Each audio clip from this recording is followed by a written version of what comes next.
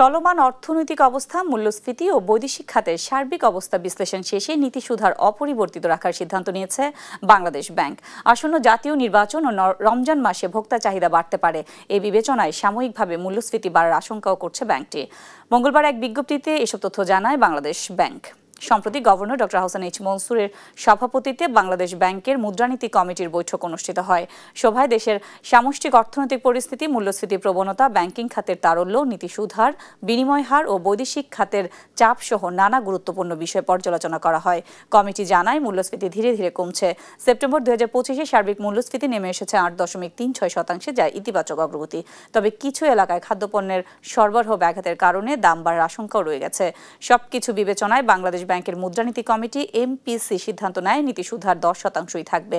এসডিএফআর 8% এবং এসএলএফআর 11.5% রাখা হবে।